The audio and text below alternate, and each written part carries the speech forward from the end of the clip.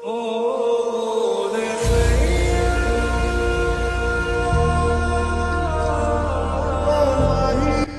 Everyone, আসসালামু আলাইকুম। আশা করছি সবাই অনেক ভালো আছেন। সবাইকে ঈদ মুবারক।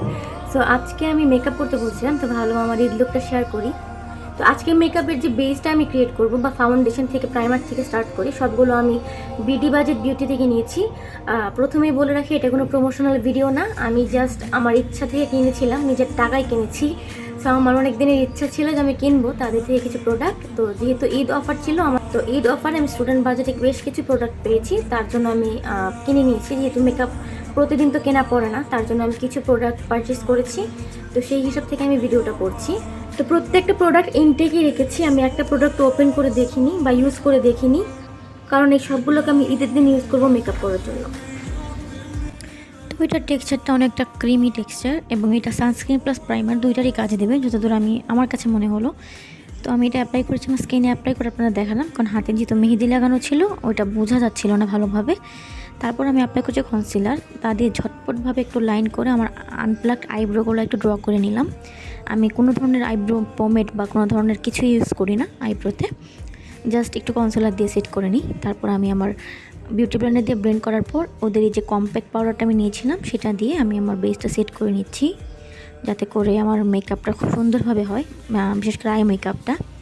তো আই বেসটা সেট করার পর আমি এই নতুন একটা প্যালেট নিয়েছিলাম আই শ্যাডো, শুধুমাত্র ঈদে এবার এটাই নিয়েছি দারাজ থেকে।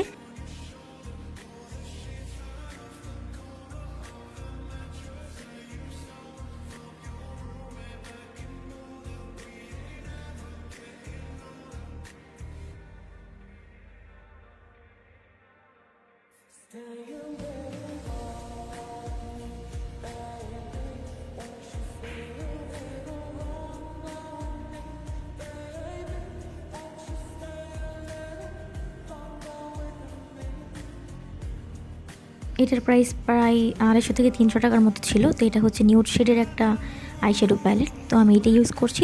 তারপর একটু স্কচ টেপ নিয়ে বা মাস্কিং টেপ নিয়ে সুন্দরভাবে আমি আমার আই কর্নারে সেট করে নিয়েছি, যাতে করে আমার আইশ্যাডোটা ছড়িয়ে না যায়, সুন্দর শেপ নিয়ে ক্রিয়েট হয়ে যায়।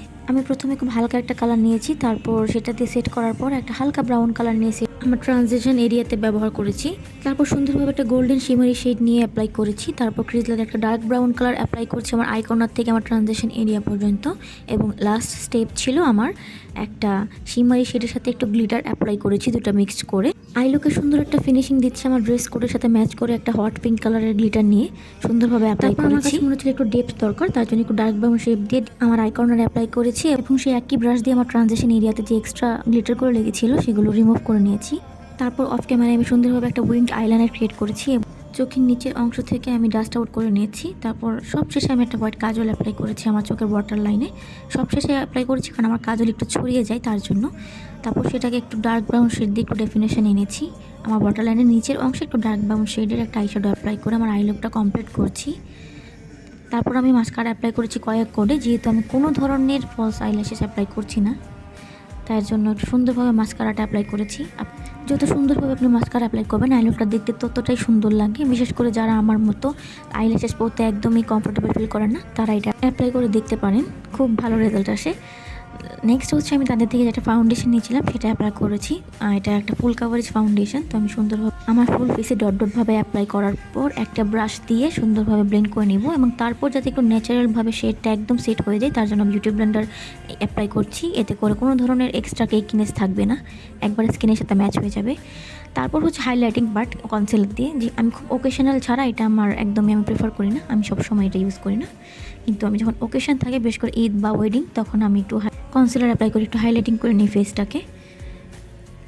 তারপর খুব সুন্দরভাবে ব্রাশ দিয়ে ব্লেন্ড করে নিয়েছি। তারপর একটু ন্যাচারাল শেড আনার জন্য আমি আমার লিপ বামটা ইউজ করেছি, একটা ক্লিন ব্রাশ দিয়ে সুন্দরভাবে এটাকে ব্লেন্ড করে নিচ্ছি, যেহেতু এটা ক্রিমি টেক্সচার তাই ব্লেন্ড করাটা খুব ইম্পর্ট্যান্ট। তো আমার ব্লাশ অ্যাপ্লাই করা শেষ, তারপর একটা সেটিং পাউডার নিচ্ছি, সেটিং পাউডার নিয়ে আমার ফুল ফেসটা সুন্দরভাবে সেট করে নিচ্ছি। তারপর আমি একটা পাউডারি